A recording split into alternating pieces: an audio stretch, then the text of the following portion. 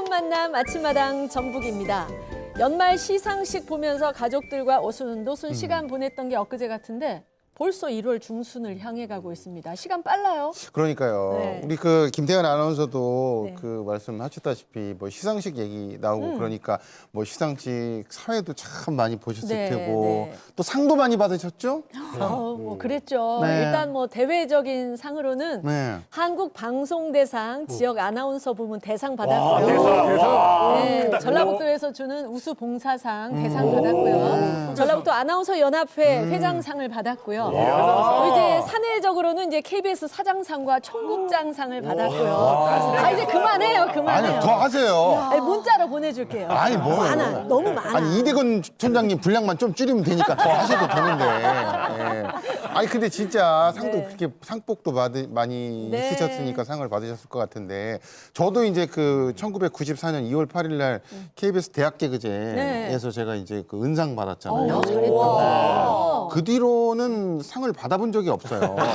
근데 이제 그 작년에 백상 예술대상 네. 여기에서 그 연락이 와도 어차피 못 갔어요. 바빠서. 근데 올해는 혹시 오지 않을까 그러면 제가 시간을 내서 한번 가보도록 하겠습니다.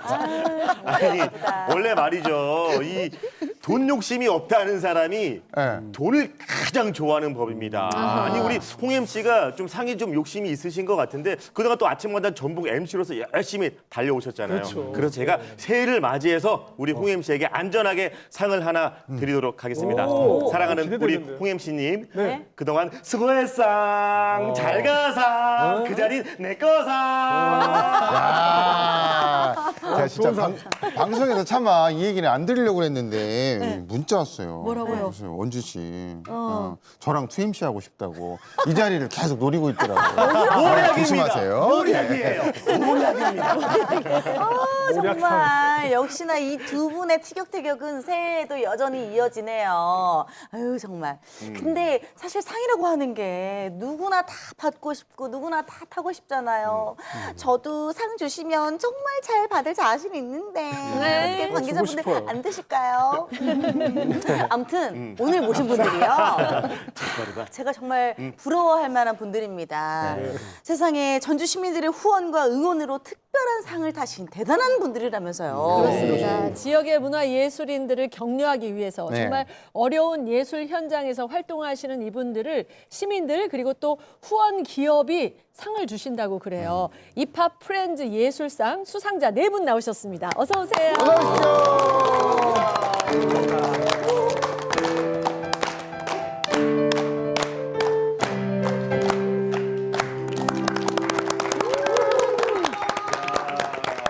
건정한 네 분이 앉아 계시니까 분위기가 사뭇 축 처진 듯한 그런 느낌이 조금은 들 것 같지만 그래도 기운 내서 해주시면 고맙겠습니다. 우리 이종근 작가님부터 본인 소개 부탁드리겠습니다. 네, 안녕하세요. 2023 입하 프렌즈 예술상 문학부문 수상자 이종근입니다. 저는 작가로 또 한국 문화를 연구하는 사람이고요. 조그마한 신문사에서 기자 생활을 하고 있습니다. 감사합니다. 네, 잘 오셨습니다. 자, 그 옆에 우리 김성수 조각가님. 네, 안녕하세요. 저는 전주에서 16년 차 조각가로 활동하고 있는 김성수라고 합니다. 작년 2023년 입하 프렌즈 예술상 시각 부분에 선정이 되었고요. 맨날 작업실에서 작품만 마주하다가 이렇게 생방송에서 나오게 되니까 무척 설레기도 하고 한편으로는 많이 긴장도 됩니다. 잘 부탁드리겠습니다. 네. 네, 잘 오셨습니다. 자, 그 옆에 우리 연극 배우 하영래님. 네, 반갑습니다. 저는 전주에서 연극하고 있는 하형래라고 하고요. 저는 2022년도에 입학 프렌즈 예술상의 공연 분야를 좀 수상을 했었습니다. 연극 배우 활동도 하고요. 공연 제작자 활동도 하는데 지금은 무엇보다 우리 45일 된 아가를 키우고 있는 프로 육아를 꿈꾸고 있는 초보 애기 아빠입니다. 반갑습니다. 네, 반갑습니다. 자, 맨 마지막 우리 김성혁 기획자님. 네, 안녕하세요. 전주에서 활동하고 있는 문화기획자 김성혁입니다. 제가 아마 선배인 것 같은데요. 네. 제가 22년도에 수상을 아하. 22년대 입하 프렌즈 예술상 기획 부분의 수상자고요. 지금은 전주에 있는 선미촌이라는 곳에서 놀라운 예술터와 뜻밖의 미술관을 운영하고 있는 센터장입니다. 아, 그러시구나. 네. 네. 먼저 네 분 수상을 진심으로 축하드립니다. 예, 저도 지역에서 활동하는 음악인인데 이 이파프렌즈 예술상이 정말 궁금하기도 하고 또 탐도 나는데 이 상이 정확히 어떤 상이에요, 김상희 씨? 네, 이파프렌즈 예술상은요 전주문화재단이 제정한 상입니다. 2021년도부터 해마다 4명의 예술가들, 문화예술인들을 선정해서 후원을 하고 있고요. 전주와 팔복 예술마을을 상징하는 이팝나무 이름을 따서 이파프렌즈라고 지어졌습니다. 코로나19의 어려워진 예술 현장을 돕기 위해서 만들어진 상으로 지역에 있는 시민들과 단체들의 후원으로 이루어지는 상입니다. 지역에 있는 시민들과 단체들의 후원이라니까 저도 약간 구미가 당겨서 그래서 저도 문화예술 하면 저 빠지지 않거든요, 저도. 그래서 기준이 궁금합니다. 여기 네 분을 보니까 기준이 엄격할 것 같아요. 기준이 뭔지 좀 말씀해 제가 좀 주시면. 설명을 드리자면 공모와 추천을 통해서 선정이 됩니다. 네. 우선 3년 이상의 활동을 오. 전주에서 해야 됩니다. 전주에 뭐라고요? 전주에서. 전주에서 활동을 해야 되고요. 그의 활동을 많이 한 사람들 또는 지역의 많은 일들을 만들어내고 시민들과 또 예술인들과 좋은 일들을 하는 기획자들 이런 분들에게 상을 드리고요.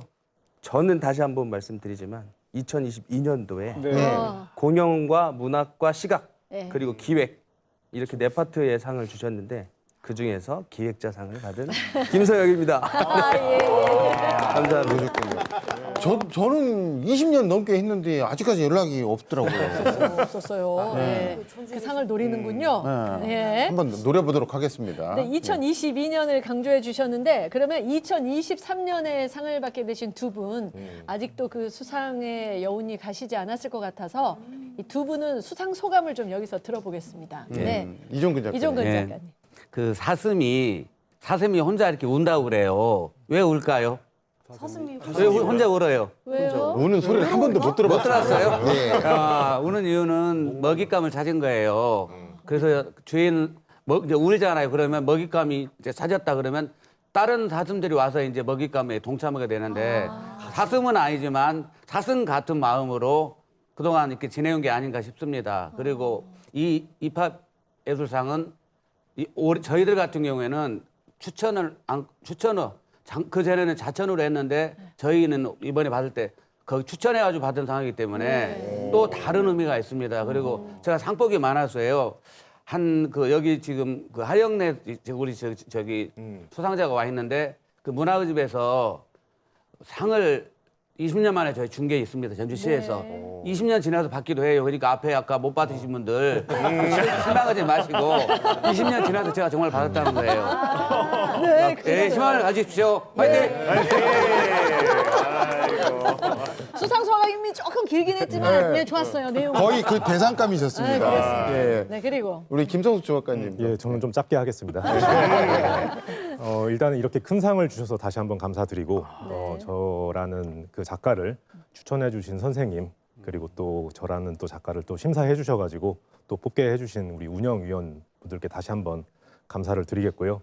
또 지금 이 자리에서 저희 TV로 지금 보고 있을 우리 가족 항상 마음으로 응원해 주시고 있는데 정말 감사하다는 마음을 또 이 자리를 빌어서 전하고 싶습니다. 감사합니다. 야, 누가 보면 최우수 연기 대상 시상하는 자리였어요. 저도 네 분께 축하하다는 말씀을 다시 한번 드리겠고요. 그런데 이 이파프렌즈 상이 매년 딱 4명만 선정이 되는 거니까 딱 그 상을 수상하시면서 아유 그동안 내가 정말 열심히 했다 수고했다 이런 마음 때문에 굉장히 뿌듯하실 것 같은데 근데 듣기로는 정작 뿌듯한 마음이 다른 데 있다고 들었습니다. 상금이 아주 두둑하다면서요. 김성수님 좀 말씀 좀 해주시죠. 그러니까 상을 주신 것도 되게 감사한 일인데 이제 상금도 300만 원이나 되는 큰 금액을 주셔가지고 상당히 놀랐고요. 이제 연말에 상을 받다 보니까 생각보다 제가 주변에 많이 알리지 못했습니다. 그래가지고 이제 이번 방송을 보시고 김성수 작가가 상 탔구나 좀 많이 아실 것 같습니다. 근데 저도 은상 수상했을 때 94년에 그 상금이 70만 원이었거든요. 근데 일단 불로소득으로 세금 30% 떼고 소득세 또 떼고 떼죠. 이제 둘이 했으니까 반절 나눠야 되고 뭐 그런 것도 있었거든요. 우리 하영래 씨 실제로 300 받았고 남는 게 없죠? 예? 네. 조금 떼긴 떼더라고요. 네. 근데 그래도 좋아. 본인은 어떻게 했나요? 저는 감사하게도 제가 그때 그 수상하고 나서 바로 결혼을 하게 돼가지고요. 감사히 그 돈 가지고 혼수 마련해서 이것저것 잘 장만을 좀 해봤습니다. 그렇군요. 혼수까지. 네네네. 장만하셨고. 거기다가 또 아이가 태어나서 이제 그 후로 정말 잊지 못할 상이었겠어요. 네, 너무 감사했죠. 그 기억이 너무 좋고 감사해가지고 저희 집에 아직도 그 수상 피켓이 있는데 그 피켓이 아직 집에 걸려 있습니다. 아, 그래요? 네. 네. 그 힘으로 2023년을 달리셨구나. 그렇죠. 네. 이런 속설이 있어요. 상을 받고 아침마당 전북에 출연을 하면 앞으로도 승승장구한다. 네. 방금 제가 만든 속설이기는 한데 네. 아무튼 그러셨으면 좋겠고. 근데 김성수 작가님은 2023년 수상자시잖아요. 그러니까 딱 작년 연말에 얼마 전에 상을 받으시고 연말을 마무리를 잘 하셨을 것 같고 그리고 나서 새해 딱 이렇게 아침마당 전북에 출연하시니까 너무 기분 좋게 시작을 하셨을 것 같아요. 기분 좋으시죠? 맞다고 해야 되겠죠? 그래야 돼요. 기분이 상당히 좋고요. 네. 사실 이제 작년 초만 해도 이제 제가 예술문화 지원 프로그램의 사각지대에 놓여 있다고 생각이 들어가지고 조금 어려웠던 시기가 좀 있었습니다. 좀 창작금을 마련하는데도 좀 어려움을 겪고 있었고 그러고 있다가 이제 잘 견뎌서 연말에 이렇게 큰 상을 받게 되니까 좀 그 어려웠던 시간들을 좀 인정해 주시는 것 같고 격려해 주시는 것 같고 이제 그런 생각이 좀 들었는데요.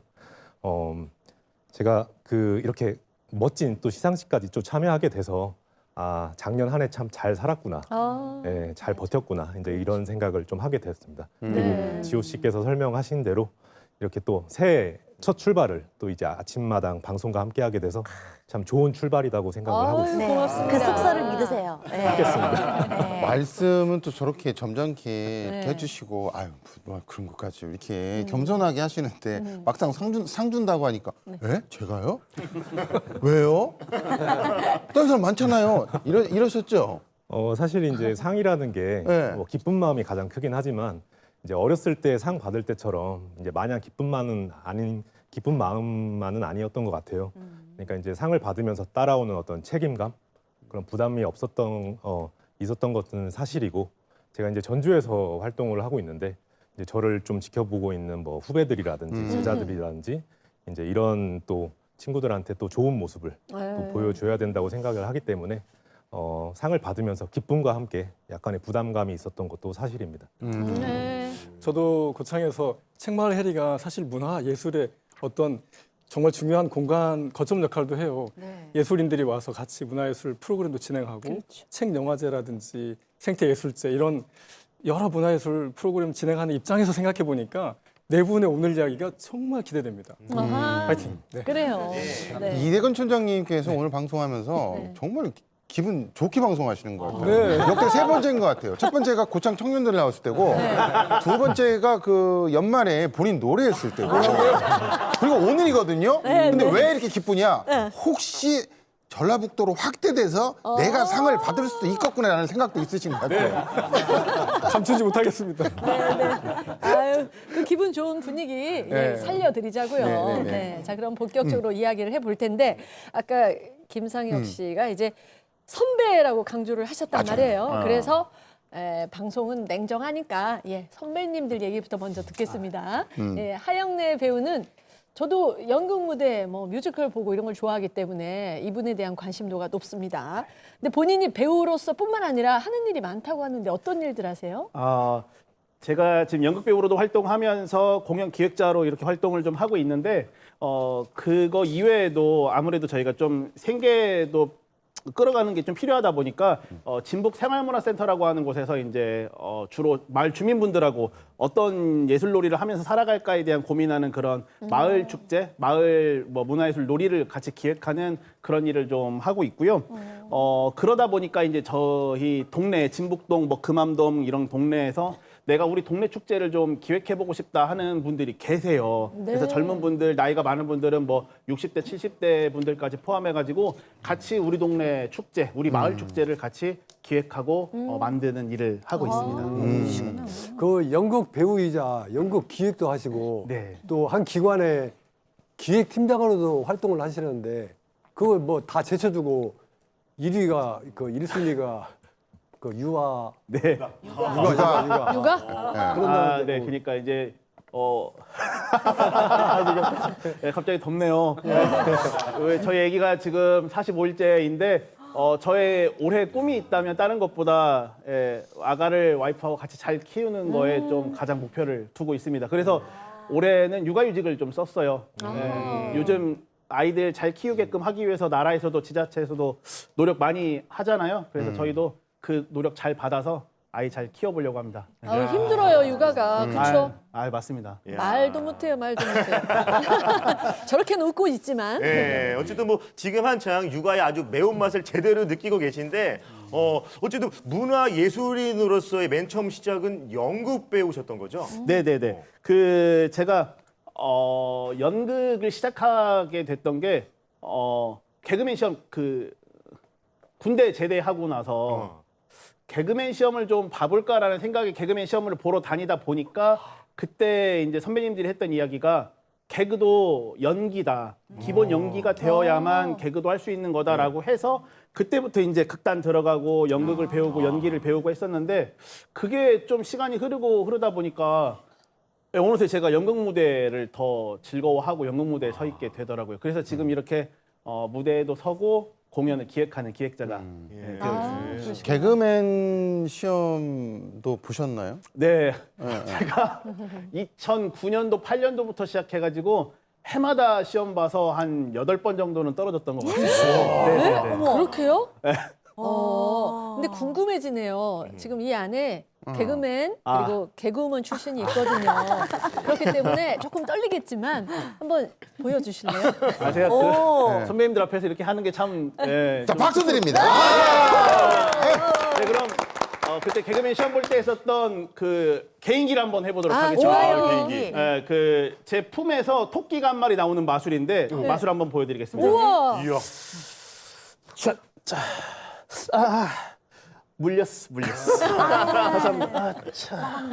오 나온다. 좀 커요. 죄송합니다. 이래서 떨어졌습니다. 죄송합니다. 그러네요. 저렇게 이름표를 날리네.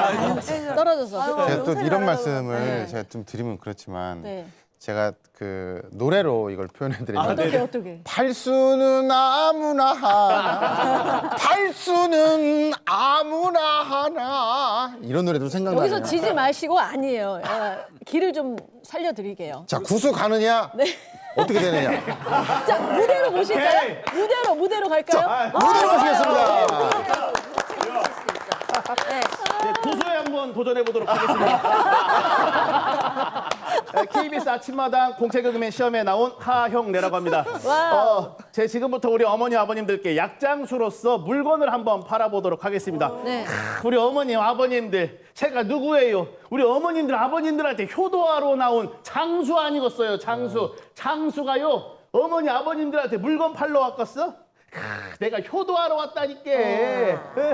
어느 날 내 곁을 떠나버린 어머니가 어머니 아버님들 지금부터 물건 하나 팔 것인데 내가 물건 파는 동안 전화 받으면 돼요 안 돼요? 안 돼요. 안 된다니까. 물건 팔다 전화 받으면 어떻게 돼요? 여보세요 난데 내가 지금 장수 공연 보러 와가지고 물건을 뭐라고? 이렇게 시끄럽게 하면 물건을 아무도 안 사. 그러니까 장수 물건 팔 때 다들 잘 사줘요. 네. 여기까지 하겠습니다. 이거. 네. 네. 구수 성공했다. 오케이. 저기 네. 십수 가셔야 될 것 같아요. 네, 죄송합니다. 예. 십수는 가셔야 뭔가 이지호 씨 어떻게 보셨나요, 선배님으로서? 그래도 굉장히 용의 있게 잘하셨는데 왜 네. 십수라니요? 네. 참. 아니 일단 근데 저도 사실 그 2013년도 M사 공채 20기 개그우먼으로 데뷔를 했는데 저 때 생각하면은요, 솔직히 진짜 아무도 안 웃었어요. 나를 왜 뽑혔는데 나 왜 뽑았지? 저는 그랬거든요. 근데 아무튼 오늘 하셨는데 사람들이 다 웃었잖아요. 유쾌하고 그리고 무엇보다도 연기력이 정말 대단하셨던 것 같아요. 맞아. 예, 잘하셨습니다. 예. 네네네. 근데 이거 보니까요, 진짜 이 연기가 이 밑바탕이 돼 있잖아요. 보니까는 어떤 연극의 길로 가라는 어떤 하늘의 계시가 있었기 때문에 어떤 그런 낙방의 어려움도 겪으셨지 않을까 싶은데 연극이 그래서 운명이라는 생각을 좀 하고 계신다면서요.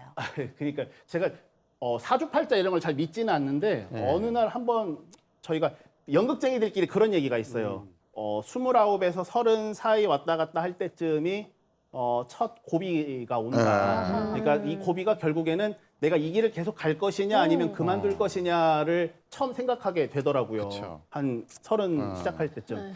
그때 저도 고민을 하고 있다가 그만할까 계속 갈까 하다가 처음으로 한번 대체 그 사주가 뭔지 한번 궁금하다 하고 갔더니 거기에서 선생님이 저한테 없네 없어. 뭐가 없어요? 했더니 시험운도 없고 예술적도 없고 예능도 없고 근데 하시는 말씀이 다른 걸 하면은 잘 될 수도 있을 것 같은데 가장 원하는 거 말고 다른 거 하면 잘 될 수도 있어라고 해주시더라고요. 근데 그때는 그게 무슨 말일까 싶었는데 개그맨 시험을 그렇게 떨어지고 뭐 하더라도 지금처럼 이렇게 제가 좋아하는 공연 만들고 연극하고 하는 게 아마 그때 그 이야기가 아닐까. 그래서 제가 그 시기 때 이제 그 버스 노동자, 전주에서 버스팝이 가장 크게 일었던 그 버스 노동자 분들의 이야기를 1년간 취재해가지고 그걸로 공연을 만든 적이 있었는데 그 공연을 계기로 저에게 좀 원동력이 됐고 지금까지 이렇게 공연도 제작하고 배우 활동하는 것 같습니다. 그러셨구나. 저 음악하는 사람도 마찬가지인데 이 지역에서 연극 배우, 지역에서 활동하는 연극 배우들은 이 설 자리도 좀 적고 흔히 이제 배고픈 그런 분야다 맞아요. 이런 얘기를 맞아요. 하잖아요. 근데 하영래 씨는 그 인생의 기점인 30살 이후부터 돈도 잘 벌고 그리고 뭐 아주 제대로 전성기를 맞이했다고 들었는데 좀 얘기 좀 해주시죠. 네네. 그러니까 이게 열심히 하다 보면 언젠가 잘 될 거야라고 하는 건 충분히 있긴 있는데 그럼에도 불구하고 안 풀릴 때도 있기는 하더라고요. 근데 어쨌든 저 같은 경우에는 그 30살 그 작품 하면서부터 내가 내 인생의 기로를 연극으로 들어가 보겠다라고 선택한 이후부터 뭐 행사도 공연도 제작도 지원도 그리고 뭐 입학프렌즈 예술상 받는 거에 뭐 이렇게 또 여기에 또 이렇게 출연하는 것까지 이렇게 굉장히 많은 것들을 이렇게 좀 하고 있는데 힘들 때는 정말 우리 코로나 시기 정말 힘들 때 같은 경우에는 막 석 달에 100만 원도 못 벌고 한 달에 막 30만 원, 40만 원 벌어가면서 그렇게 활동하는 친구들도 있고 그랬었습니다. 근데 본인이 돌잔치로는 거의 전북의 탑을 찍었다 그런 얘기도 있던데요. 제가 개인적으로 이렇게 방금 개그 같은 경우에는 좀 너무 못해가지고 죄송스러운 마음이 있긴 한데 이 마이크를 들고 그 수만 명 앞에서 이야기하는 것만큼은 참 즐겁게 웃기게 할 수 있다라는 자부심이 좀 있어서 그래서 돌잔치 열심히 이렇게 했는데 근데 그때 당시에는 조금 인식이 좋지는 않았어요.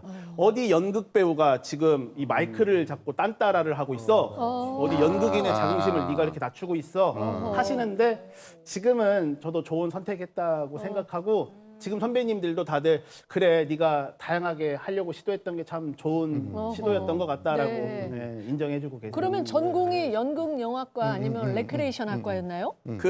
그것도 사실 제가 어릴 때는 천문학을 좋아해가지고 망원경 들고 돌아다니는 그 천문학 공부를 했었고요. 그렇게 산 타고 뭐하고 하다 보니까 대학교는 영생고등학교 졸업하고 지금 전북대학교 산림자원학과라고 그게 코미디네요. 제일 웃긴데? 아니 그래요 전공이? 네, 전공은 지금 전북대학교 산림자원학과 졸업하고 05학번인데 2015년도에 10년 만에 졸업을 했어요. 맨날 같이 개그맨 시험 보러 다니고 그 떨어지면 또 와서 또 학교 다니고 이렇게 왔다 갔다 하다 보니까 극단 생활하면서 그랬는데 지금 이쪽 계열로 있는 분이 저하고 안정진 선배님이라고 있는데 지금 교통방송에 계신 선배님하고 저희 둘이 지금 산림과 출신 그 활동하고 과의 있습니다. 명물이네요. 명물 두 명. 아니 근데 선배님들이 참 좋아하면서도 싫어할 만한 후배예요. 연극 배우로서. 왜 그러냐면 연극 얘기를 지금까지 안 했어요. 야, 돌잔치 사이 봤을 때 좋았고요. 얘가 살림자원 악감 땡겼습니다. 네. 아주 좋았죠? 이런 얘기만 해요. 근데 연극 얘기를 이제 조금 하셔야 될 것 같은데 연극하면서 뭐 무슨 미스테리를 파헤쳤다고? 무슨 미스터리요? 네. 이것도 아까 그 말씀드렸던 29, 30 되면은 뭔가 연극인들이 고민을 한다라고 하는 비슷한 건데 전국에 있는 모든 연극인들의 3대 미스테리가 있습니다.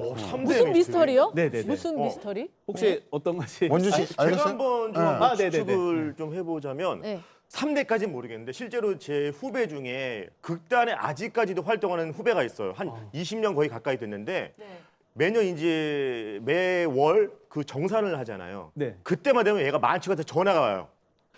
형, 나 한 달 동안 연습했는데 미리 10만 원, 10만 원 이러고 끊어. 네? 10만 원 끊어요.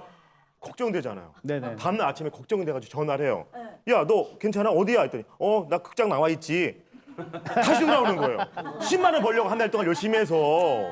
그렇게 좀 생활고에 좀 많이 힘들어 했는데 솔직히 정확히 정답은 모르겠거든요. 혹시 알려주실 수 있나요?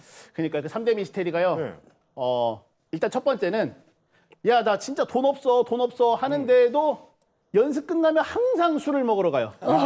이게 연극인들의 종족 특성. 네. 그리고 두 번째는 야, 너희들 이렇게 해가지고 작품 올라가겠어? 라고 하지만 결국은 어떻게든 잘 올라갑니다. 그리고 세 번째, 이 세 번째가 제일 중요한데 나 진짜 그만할 거야. 나 다음 작품에 절대 이 극단 안 들어와. 나 나갈 거야. 다음 작품에 참여하고 있어요. 다 들어가 있네요. 그 후배의 경험에 다 들어가 있네요. 네네, 이게 3대 미스테리입니다. 네, 어떤 이쪽의 미스터리와 그리고 제가 개그우먼이던 된 그런 미스터리 같은 좀 약간 정말 희한한 미스터리인데 저는 근데 이번에는 이분께 여쭤보고 싶습니다. 2022년의 수상자이신 김성혁 씨. 보니까요, 명찰에 문화기획자, 연극배우, 조각가, 작가 이렇게 다 돼 있기는 하는데 저는 사실 문화기획자라는 이런 용어, 그 활동명 이게 좀 약간 좀 생소하거든요. 네, 정확하게 좀 어떤 걸 하시는지 어떤 걸 하시는지 쉽게 설명 좀 해주세요. 네. 저도 좀 어렵긴 합니다. 저도 좀 어렵긴 한데요. 쉽게 말씀드리자면 예를 들면 주민들이 어떠한 행사나 공연이나 축제에 참여하고 싶다라고 했을 때 그런 것들을 좀 만들고 그 안에서 되게 부수적으로 해야 될 일들이 많거든요. 사람을 섭외하거나 뭔가 어떠한 그림을 그리거나 그 장소를 설치하거나 하는 모든 전반적인 내용을 포함해서 그것들을 총체적으로 만들어내는 사람이라고 좀 보시면 될 것 같고요. 예를 들면 뭐 프리마켓을 열기도 하고요. 동네에서 축제를 만들기도 하고요. 이렇게 해서 누군가에게 좀 특별한 시간들을 만들어줄 수 있는 사람 정도면 좀 설명이 되겠지만 좀 어렵죠. 네. 그래도 이해가 가요. 근데 네. 이렇게 얘기를 해도 그게 뭐라고? 뭐 어떤 일이라고? 네. 나 이런 것들 설명하기 위해서 이런 일까지 해봤다. 뭐 그런 게 있나요? 예, 있습니다. 에피소드가 있는데요. 네. 좀 말씀드리기가 좀 부끄럽긴 하지만 아마 우리 하배우님도 마찬가지일 겁니다. 그리고 이 계통에서 문화판이라고 하는데요. 문화판에서 일을 하는 선배들, 또 후배들, 동료들 다 비슷한 상황들이었지 않았을까. 근데 전 좀 특별했습니다. 제가 하는 일을 몰라 하셔서 PPT를 만들었어요. 그래서 그 PPT를 가지고 제가 하는 일들이 이런 일입니다 하고 뭐 축제했던 거, 공연했던 거, 뭐 마켓했던 거 쭉 설명해 주시면 좋다. 네가 하는 일이 이런 일이구나. 그리고 다 끝나고 저는 이런 사람입니다. 그래서 뭘 한다고? 이렇게 하시긴 합니다. 네, 결국에 그렇게 합니다. 네. 아니 진짜 그래도 걱정을 하지 마세요. 저는 원래부터 알고 있었거든요. 감사합니다. 그래서 이 문화기획자로 활동을 하시면 주로 어디에서 어떤 활동을 하고 계시는지 이번에는 시청자분들에게 좀 브리핑을 좀 해주시겠어요? 예, 알겠습니다. 저는 지금 활동하고 있는 곳은 전주시청 맞은편에 있는 선호송 예술촌이라고 하는 곳에 있습니다. 아까 앞서도 설명을 드렸는데 제가 예술촌에 들어간 지는 한 6년 정도 된 것 같습니다. 제가 2018년도에 들어가서 그때 당시에는 조만한 책방, 동네 책방을 다양한 장르의 예술가들과 함께 운영을 했었고요.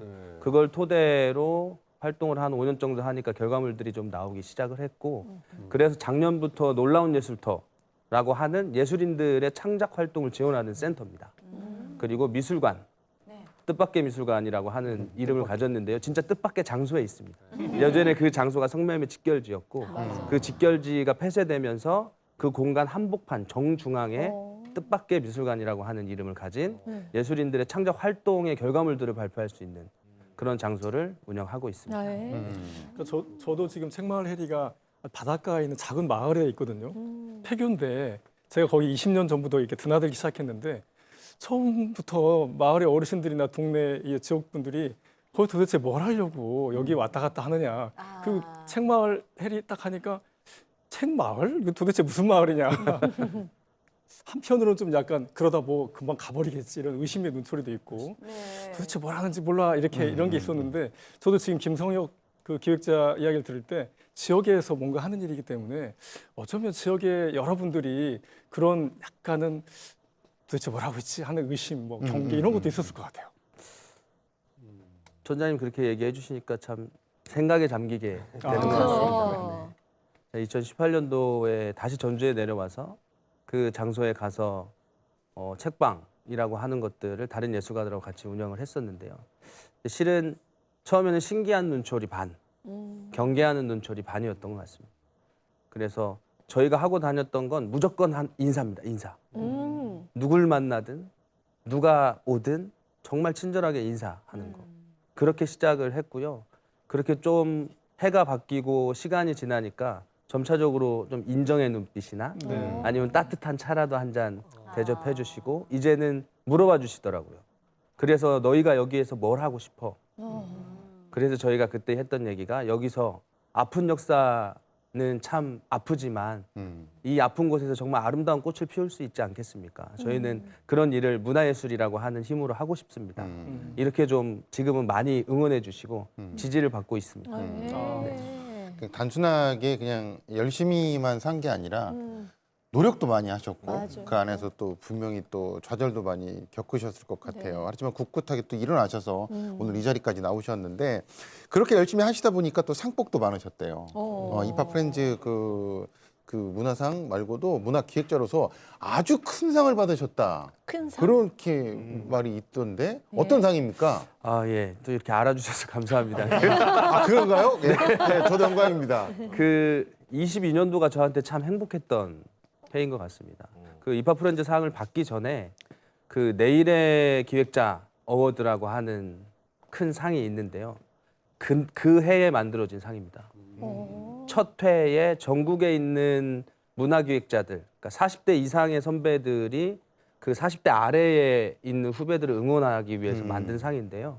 전국에 있는 문화기획자들이 후보군에 올랐고 그중에 딱 2명을 뽑는데 제 자랑이지만 제가 한 명으로 선정이 됐습니다. 아, 잘하셨네. 박수를 한번 받아야겠습니다. 너무 좋은 상이라. 네, 근데 이 상이 더 의미 있는 이유는요. 그 전국에 있는 그 40대 이상의 선배들 17명 정도 됐을 겁니다. 다 각출해요. 50만 원, 100만 원씩 각출을 해서 네, 상금을 주십니다. 무려 400만 원입니다. 어이구. 40대 이상이라 400입니다. 전 좀 500이 아니어서 좀 아쉽긴 했는데. 근데 이게 또 좋은 게요. 네. 사비들로 만들어진 상이라서 네. 세금을 안 뗍니다. 세금. 이야. 세금을 안 뗍니다. 그래서 저는 그 상을 받고 그 돈으로 좋은 것들을 많이 했던 기억이 있습니다. 여행도 다니고요. 네. 그 해가 정말 저한테 응원과 지지를 많이 보내줬던 2022년도였던 것 같습니다. 네. 아유 뭐 기획자로서도 그렇고 개그감도 있고 저분이 연극하셔도 잘하실 것 같아요. 잘하셨을 것 같아요. 근데 이분이 무대에서 공연을 하는 공연자였다고 하는데 오페라 가수 맞나요? 예, 원래 네 그렇습니다. 원래는 성악을 전공했고요. 우와. 순수예술인 성악인 바리톤을 전공했습니다. 오. 아니 세상에 뭔가 목소리가 좋은 느낌은 좀 있기는 했었는데 오페라 랄랄랄라 가수였던 거는 몰랐어요. 아니 근데 오페라 가수이셨다가 어떻게 지금 문화 기획자가 되셨죠? 예, 이게 또 그러면 또 슬픈 얘기를 하긴 해야 되는데요. 원래는 정말 노래를 좋아하는 삶을 살았던 것 같습니다. 중학교 때부터 계속 노래를 해왔고요. 그다음에 예고를 나왔고 그러면서 계속 노래하고는 뗄 수 없는 삶을 살았던 것 같습니다. 그렇게 살다가 오페라 가수로 데뷔를 했고 한 7, 8년 정도 오페라 가수 활동을 하는데 사계절 내내 오페라를 할 수 없잖아요. 그리고 오페라는 종합예술이어서 그 과정을 준비하는 시간이 만만치 않습니다. 기본 3개월, 4개월 이상을 거기다 쏟아야 되고요. 그렇게 했을 때 물론 풍족하지 않았죠. 그렇지만 그 작업이 너무 의미 있는 일이었고 이것밖에 할 줄 몰랐기 때문에 그 일을 안 할 수가 없었던 것 같습니다. 그렇게 한 7, 8년 하다가 뭐 결혼이란 것도 하고 싶고 뭐 연애도 하고 싶고 그리고 내 삶을 좀 내 스스로 좀 잘 살아보고 싶고 하는 그런 생각이 시작이었던 것 같습니다. 그렇게 시작을 해서 그래도 배운 게 이거니까 멀리는 못 도망가고 근간에서 좀 뭘 해봐야 되겠다라고 하면서 그때 시작했던 게 저도 처음에 공연 기획으로 시작을 했던 거예요. 그래서 무대에 쓰는 플레이어 활동을 하다가 무대를 만드는 약간은 조금 더 높아질 수 있는 디렉터의 인생을 한번 살아볼까라고 하는 생각에서 이쪽 일을 하기 시작했던 것 같습니다. 자, 아침마당 전북 오늘은요, 우리 도내 곳곳에서 문화예술계에 꽃을 피우고 있는 예술가분들 네 분과 함께 얘기 나누고 있는데 오늘은 또 공교롭게 이파 프렌즈 예술상 수상자 네 분과 얘기 나누고 있습니다. 자, 2022년 수상자 선배들의 얘기를 들어봤으면 이제 2023년 후배 수상자들의 이야기를 좀 들어볼게요. 네, 이종근 작가는 보니까 신문기자, 작가, 사학가 이분이야말로 주변에서 도대체 하는 일이 뭐야? 이렇게 질문을 많이 한다고 하는데 좀 설명해 주세요. 많이 질문 받으셨죠? 예, 그런 질문을 많이 받습니다. 네. 예를 들면 책이 한 권 이렇게 있어요. 책이 한 권. 책이 한 권 있으면은 제가 하는 일이 쉽게 말하면은 책이 한 권 있지 않습니까? 그럼 이 책을 누가 만들었을까? 누가 만들었을까 이런 생각을 갖습니다. 그리고 이게 어떻게 유통이 됐을까? 이 책에 참여한 사람들은 누굴까? 이 책을 보는 사람들은 누굴까? 이걸 기록한 사람은 누굴까? 이런 겁니다. 그래서 작가라고 보시면 됩니다. 쉽게 말해서. 네. 그리고 이제 쉽게 말하면 이런 거죠. 이제 이런 이야기를 종종 합니다. 깊은 바다가 있는데 태평양에 제가 태평양에 이렇게 풍덩어 빠집니다. 그래서 거기 들어가서 이 조그만한 못 하나를 찾는 겁니다. 사실은 깊이 들어가서 못이나 바늘이잖아요. 그거 하나를 찾아서 그것이 자랑이라고 남들은 안 좋아하는데 저 혼자만 좋아가지고 주로 그래서 이제 그런 일을 주로 하고 있습니다. 네, 작가적 표현이 나왔네요, 역시. 이렇게 네. 작가라고 불린다는데 그 작가라고 불리는 게 예. 전혀 어색하지 않은 게 일단은 책을 엄청 많이 내셨대요. 네? 그래요? 52권이라는 책을 내셨다는데 와 이게 제가요? 이게 수상 비결이 아닐까도 또 생각이 드는데 이 책 52권이 그 시리즈물이 아니고 이게 다 각자 다른 책이라고 들었거든요. 그래요? 맞나요? 예, 아니 인문학 조서를 그 정도 냈습니다. 제가 등단한 지 올해로 30년인데요. 예. 사실은 깜짝 놀랄 일이 있습니다. 제가 수필로 등단을 했는데 수필집이 사실은 없습니다. 특이하죠. 네. 예, 그래서 수필상 그런 상을 받은 적이 없고요. 이제 90년대인데 전라북도 음식을 알리기 위해서 처음에 시작한 것이 전라북도 음식이 사라지고 있는 거예요. 역사가. 그래서 그렇게 출발을 해서 책을 내기 시작을 했고 또 그 다음에는 장터가 사라질 것이다. 미리 예측을 한 겁니다. 앞으로 장터가 사라질 것이다. 전라도 또 5일장을 이렇게 뚜벅이 정신으로 돌아다니면서 다녔고요. 그리고 남들이 이제 한옥마을 죽는다 전주 한옥마을 다 손가락질만 합니다. 저도 손가락질을 하다가 자세가 바뀌었습니다. 사회가 이렇게 뭐 잘못됐다 하면 우리 뒤에서 욕만 하거든요. 근데 나서서 누군가는 해야 될 거 아니겠어요? 그렇잖아요. 네. 기자도 되고 작가도 되니까. 그래서 한옥마을 이제 그동안 접근하기 힘들었던 어떤 것들이냐면은 한옥마을의 어떤 정신 어떤 거냐면은 이제 이런 것들이 있죠. 한옥마을에 있는 지명 유래라든가 전주 한옥마을에 있는 우물 이야기라든가 네. 정겨운 이야기들이 많습니다. 한옥마을의 종 이야기. 그래서 이제 그런 책을 내게 됐고요. 그리고 또 이제 전주시가 관광 거점 도시가 됐어요. 그래서 네. 저도 뒤에서 또 욕을 하다가 똑같이 욕을 하다가 이래서는 안 되겠다 네. 싶어서 전주 인문기행 1, 2권을 내게 된 겁니다. 그렇군요. 아마 여러분들이 보신다면 네. 건방지게 말하지만 줄을 치면서 네. 우리가 전주 역사를 이렇게 몰랐을까 하는 부분들이 있습니다. 그렇게 한 30년 정도 걸렸죠. 예. 그리고 근래에 낸 것들 전라가명이 이제 복원이 됐는데 전라가명에 대해서 걱정하는 사람들이 많았어요. 저도 뒤에서 똑같이 욕하다가 그러다가 이래서는 안 되겠다. 그래서 개인이 전라가명 600년 책을 내고 그리고 나서 최근에 냈던 것은 그럴 게 아니고 우리 서민들을 어떻게 살았을까 해서 전라가명 기녀 이야기라는 책을 냈습니다. 네. 그래서 그렇게 하다 보니까 예. 1년에 2권, 많을 때는 작년에 6권 책을 내게 됐습니다. 예. 아니, 자랑할 게 너무너무 많으신데요. 아, 그래요? 네. 자랑 많이 하죠? 지금 말씀이 너무 기셔가지고 이건 또 얼마나 네. 자랑을 길게 많이 하실까 길게 안 씁니다. 되는 게 아니 그 저서 중에 꽃담이라는 꽃담. 게 있잖아요. 네, 그게 좀 궁금해요. 예. 길 것 같은데요, 왠지? 자, 이번엔 짧게 하겠습니다. 예, 부탁드립니다. 예, 누군가는 또 뭐라고 할 수 있거든요. 그렇죠. 예. 생각은 그거 있습니다. 꽃담이라는 것은 기와나 전돌로 만든 굴뚝, 담장, 합각.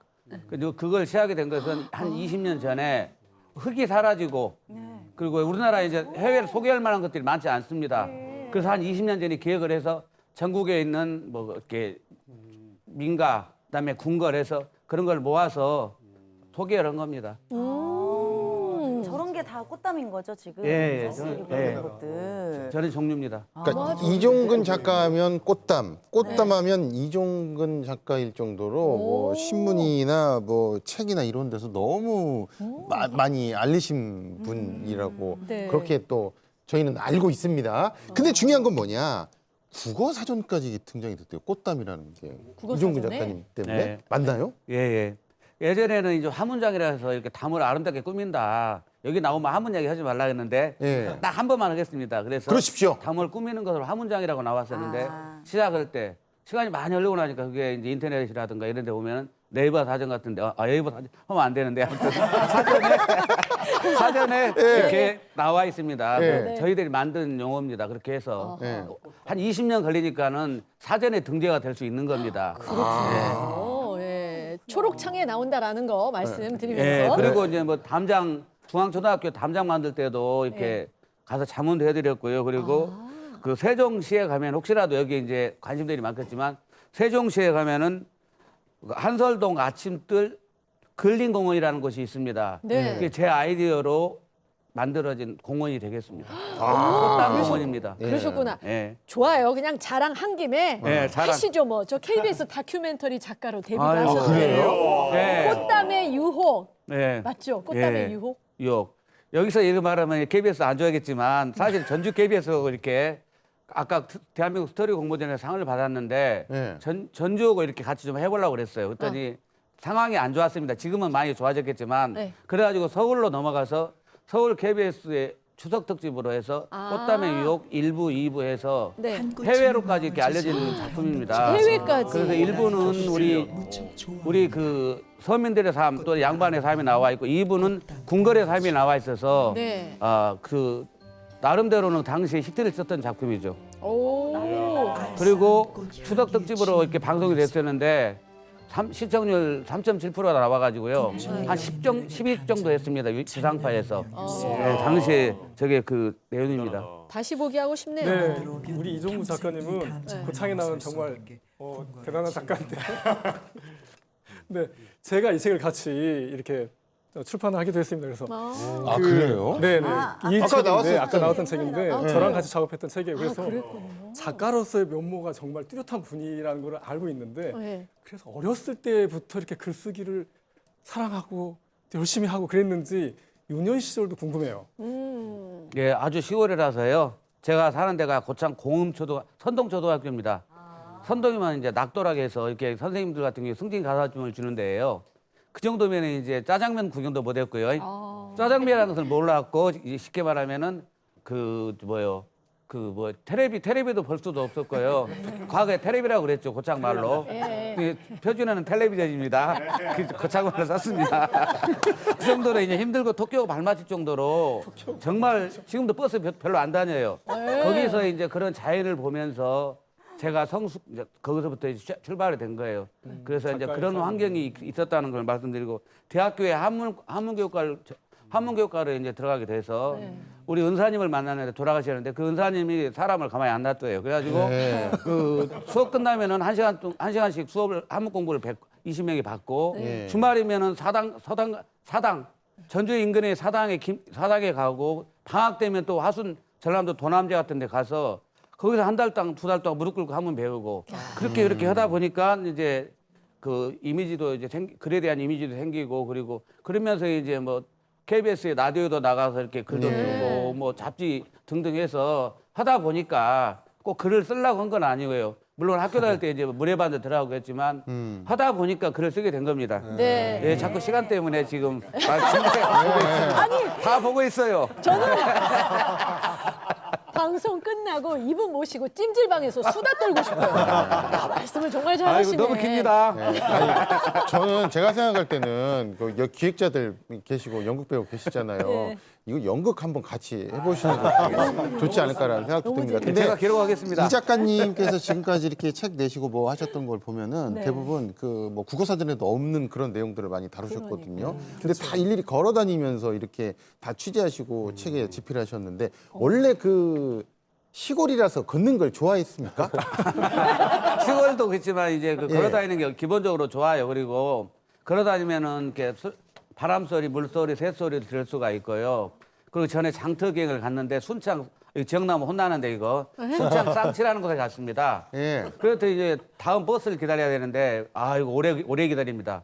버스를 그때 운전을 지금도 못 오고 있습니다. 사실 이거 이야기하지 말라고 그랬는데 이거 그거 안 하시면 운전을 못 됩니다. 합니다. 제가 운전을 못 해요. 그래가지고 장터에 갔더니 다음 차가 올 때까지 엄청난 시간이 남아요. 예. 꼼꼼히 볼 수 있는 거예요. 빨리 가는 것이 중요한 게 아니고 누가 그런 얘기를 하잖아요. 세상은 속도가 아니고 방향성이라는 이야기를 하지 않습니까? 그런데 네. 걷다 보면 건강도 챙기게 되고 돈도 벌고 네. 예, 돈도 벌죠. 어. 안 봅니까? 걸어다니면. 그리고 이제 많은 사물들을 잘 볼 수 있습니다. 그리고 이제 돌아다니면서 여기 비석이 있다 그러면은 연도표를 갖고 다녀 연도표. 그래서 연도표를 보고 남한테 안 물어보고 이렇게 연도도 알고 또 한문을 조금 할 줄 알아서 조금입니다. 그래서 바로 번역을 해서 이렇게 글을 쓸 수 있습니다. 그러시구나. 이 작가님이 처음 방송하실 때는 네. 조금 긴장 많이 하셨는데 지금 이제 방언 터지셨어요. 네, 시간 조절도 잘 하셨고요. 네. 이제 다음 분 넘어가도 될 것 같습니다. 네, 김성수 조각가 16년 차라고 들었는데 왠지 막 세밀하게 조각하고 막 이렇게 하실 것 같은데 그렇지 않다고 하는데요. 예. 아, 어떻게 예. 작업하세요? 정말 오랜만에 말을 하는 것 같아가지고 풀어가지고 살짝 풀고 가겠습니다. 예, 죄송합니다. 저희도. 예. 예. 저도 아까 좀 긴장을 했는데 이제 좀 긴장은 풀려가지고 네. 좀 설명드리면 제가 이제 조각가로 설명이 되잖아요. 그래서 이제 잠깐 좀 모르실 수 있는 용어 설명을 좀 해드리려고 해요. 그러니까 우리가 흔히 조각이라고 하면 미켈란젤로처럼 뭔가 돌 조각을 깎아내려가는 네. 이제 이런 것들을 상상하시는데 이제 조각이라는 용어가 있고 소조가 있고 그리고 또 조소라는 용어가 있습니다. 이 세 가지만 기억하시면 되는데요. 이 조각이라는 것은 정해진 덩어리에서 그걸 마이너스 시키면서 자기가 원하는 형상을 찾아가는 것을 이제 조각이라고 하고 영어로는 카빙이라고 네. 합니다. 그리고 이제 소조의 개념은 제로 베이스에서 점토를 붙여나가면서 어떤 형상을 만들어 나가는 어허. 이제 영어로는 모델링이라고 하고요. 네. 이 두 가지의 앞 글자만 타서 이제 조소라고 해서 정확히는 이제 통칭하는 그런 용어고요. 근데 이제 조소를 하는 사람을 조소인, 조소가라고 설명하기보다는 일반적으로 조각가라고 이제 많이 불리기도 합니다. 그래서 이제 조각가로 활동을 하고 있고 저는 이 깎아내려가는 조각의 개념 그리고 붙여가는 소조의 개념이 함께 존재하는 이 철조, 금속 조각을 위주로 작업을 하고 있어요. 그래서 이 금속 조각이라는 게 재료가 주로 철, 알루미늄, 스테인레스 이런 그 금속 재료를 사용하기 때문에 우리가 흔히 그냥 알고 있는 조각도 칼을 가지고 뭔가를 깎아내려가는 게 아니라 뭐 쇠망치라든지 불꽃이 튀기는 용접기, 그라인더 이런 것들이 저의 주된 그 장비라고 생각을 하시면 됩니다. 네. 아주 기본적인 설명도 너무 잘하시고 미술 선생님 같으셨어요. 네. 그러니까 네. 아니 그리고 근데 이해가- 딱 외모 이 코스튬도 그렇고 굉장히 좀 어떤 나만의 좀 세계가 있을 것 같은 그런 느낌이 들거든요. 그런 예술가의 느낌. 그래서 김성수 작가님의 어떤 그 예술품의 주제 이런 게 굉장히 궁금하거든요. 보통 어떤 주제로 하시는지. 일단 가장 그냥 쉽게 말해서 저는 이야기가 담긴 조각을 만든다고 설명을 해요. 이제 이야기라고 하는 것은 제 경험에 기초를 하는데요. 제가 유년기 시절부터 겪었던 뭐 흔적이라든지 뭐 경험을 바탕으로 성인이 된 이후에서도 그것들을 이제 조각과 설치의 형식으로 이제 풀어나가는 작업들을 하고 있고, 주 소재는 뭐 동물의 이미지라든지 동화의 이미지, 놀이공원의 이미지 이런 것들을 이제 주로 활용해서 작업을 하고 있습니다. 저는 사실 이제 조각가라는 꿈을 꾸기 전에 이제 만화가를 사실 동경을 했거든요. 그래서 이제 그런 만화적인 스토리텔링 방식 이런 것들을 좀 조각에 접목시켜가지고 이야기를 담아내는 조각에 집중해서 작업을 하고 있습니다. 네. 오늘 스튜디오에 또 정말 멋진 작품이 이렇게 나와 있거든요. 우리 김 작가님 작품 같은데 설명 좀 부탁드릴게요. 예, 아까부터 이제 저게 뭐가 있는데 뭐지 이렇게 궁금하셨을 것 같아요. 네. 이제 제 작품이고, 저는 아까 말씀드린 것처럼 이야기를 담는 조각이라고 말씀을 드렸잖아요. 네. 제가 만든 어떤 가상의 이야기 속에 등장하는 이제 등장인물 중에 한 명입니다. 그래서 이름은 이제 울프 라이더라고 이름을 적고요. 어떤 현대를 살아가는 강인한 여성의 이미지 이런 것들을 모티브로 해서 제작을 했습니다. 그래서 실제로 제 이야기 속에서 활을 들고 있는 여전사의 이미지로 등장을 하고 있고, 어떤 그 사람들이 위험에 빠졌을 때 구출해내는 그런 또 영웅적인 인간상을 그리고자 표현해봤고요. 이제 덧붙여서 설명을 드리자면 이 작품 하단에 위치한 손잡이를 통해서 네. 이 작품의 관절들을 직접 움직여 보실 수가 있습니다. 그런 참여 형태의 네. 형식의 작업입니다. 밑에서 잡아당길 수. 근데 오늘 김 작가님께서 가지고 나오신 작품이요, 애교에 불과하다고 합니다. 본인이 가장 애정하시는 작품이 있다고 하는데 아주 본인의 한계를 뛰어넘을 정도로 굉장히 거대한 작품이라고 들었습니다. 어떤 건가요? 저는 주로 이제 대형 작품을 많이 진행을 해왔어요. 사실은 이제 여기 가져온 것은 되게 작은 작품에 포함이 되는데, 주로 뭐 작게는 4, 5m, 크게는 한 8m 규모의 대형 작업을 많이 진행을 했었고요. 이제 그거를 하게 된 계기를 좀 말씀드리면, 한 개인의 조각가가 좀 시도할 수 있는 가장 큰 물리적인 한계에 좀 도전하고자 하는 그런 생각이 있었기 때문에 좀 학생 시절부터 되게 그 작업실, 협소했던 작업실 좀 뛰어넘는 그런 작업들을 많이 진행을 했었습니다. 그래서 지금 이제 자료 화면에 나오고 있을 텐데요. 네. 제 대표작인 시간 여행자라는 작품입니다.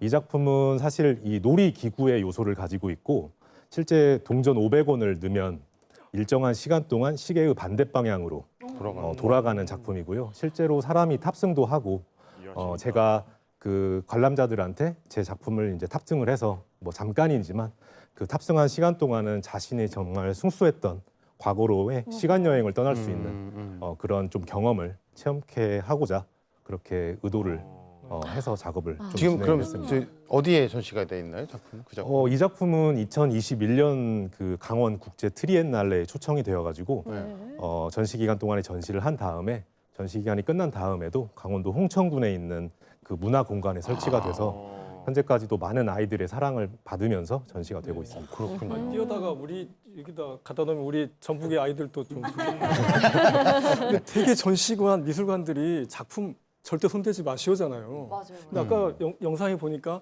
어떤 아저씨가 아이를 데리고 막 이렇게 네. 작품에 올라타기도 하고 하는데 그런가요? 그냥 이렇게 만지고 뭔가 같이 막 활동하고 하는 그렇게 작품 하시는 모양이에요? 그래요. 일단은 일반인 분들이 이제 미술관이나 갤러리에 오시면 이제 입구에서부터 아마 그런 문구를 많이 보셨을 거예요. 작품을 만지지 마세요. 네. 눈으로만 보세요. 네. 맞아요. 조심해 주세요. 라는 이제 주의 문구를 많이 보셨을 텐데, 뭔가 이제 갤러리에 들어가면 몸이 좀 굳어지기도 하고 뭔가 조심스러워야 되는 그런 상황들이 있지 않습니까? 근데 저 같은 경우는 제 작품을 가지고 좀 사람들한테 조금 더 다가가고자 했던 측면이 있었기 때문에 오히려 사람들한테 만져보세요. 그리고 느껴보시고 때로는 탑승해 보세요. 라고 유도를 하는 편입니다. 그래서 조금 작품과 관람자의 거리를 좀 줄이고자 하는 게 제 메시지 중에 하나이기 때문에 이제 진한 그 작품과의 스킨십을 통해서 제가 조각을 했을 때 느꼈던 어떤 촉각적 이끌림을 관람자들한테 온전히 전달해 드리고자 이제 그렇게 작업을 유도를 하고 있습니다. 이렇게 작품 스케일도 크고 금속을 다루다 보니까 순간 뭐 실수를 하거나 잘못해가지고 이게 다치거나 위험한 순간이 많이 있었을 것 같은데. 예, 아까 말씀드린 것처럼 되게 위험한 장비들을 많이 사용을 하는데요. 이제 금속을 자르고 붙이는 작업을 많이 하기 때문에 상당히 손을 주의하면서 작업을 해야 됩니다. 근데 괜찮으신가요, 손은? 20년도 1월에 제가 이제 손을 크게 다친 적이 한 번 있었는데요. 네. 그때 이제 그 금속판을 자르던 중에 이제 그라인더가 제 손을 덮치게 돼서 검지 손가락이 이제 인대를 스치는 이제 그런 사고를 당해서 이제 20반을 가까이 좀 꿰매게 되고 그거를 이제 조금 회복하는 그런 과정에 좀 있었죠. 예. 그러셨구나. 부상의 또 아픔도 분명히 작가로서는 가지고 가셨을 텐데 그 팔복 예술 공장 입주 작가도 하셨다고요? 예, 그 2020년도에 이제 그 상처를 입고 조금 이제 작가로서의 어떤 그런 열정이 조금 약간 소극적으로 좀 변해 있었을 때인데 제가 이제 전주문화재단에서 운영하는 팔복예술공장 레지던시에 입주 공고를 보게 됩니다. 그래서 이제 상당히 그때 당시에 한 17대 1의 경쟁률로 전국에서 10명의 작가들을 선정을 해서 작업 공간 그리고 숙소 그리고 전시회를 열어줌과 동시에 이 비평가와의 매칭을 통해서 간단히 설명드리면 작가를 외부로 프로모션해주는 그런 아주 유익한 그런 프로그램이거든요. 이제 거기에 선정이 돼서 다양한 작가들도 만나게 되고 저는 조각이 장르지만 음악을 하시는 분과의 협업을 통해서 제 작업에 음악을 입히는 그런 콜라보도 진행을 했던 경험이 있습니다. 이런 여러 경험들 덕분에 작년에 그렇게 좋은 상도 타지 않았나 이런 생각이 드는데요. 근데 뭐 작년에 2023년도에 상 받은 것뿐만 아니라 정말 나 좀 정점인가 작가로서 이런 생각이 들 정도로 굉장히 좋은 일들이 많았다면서요. 네, 이제 다들 자랑 실컷 하셨잖아요. 네. 저도 이제 제 자랑을 조금 하자면 이제 2023년도가 되게 저한테는 아주 보람찬 한 해였던 것 같아요. 이제 연초에 2월에 서울 이제 북촌 뮤지엄 헤드라는 공간에서 첫 전시를 하게 되었는데 이제 초대전으로 하게 되었습니다. 아까 보셨던 어떤 대형 작품이 이 야외 수변 공간에 설치가 되었는데 그때 당시에 전시를 통해서 SNS라든지 되게 회자가 많이 되었고 이제 포스팅도 많이 되었고 그런 작품의 평가라든지 이런 것들 많은 사람들의 관심을 받게 됐던 전시였어요.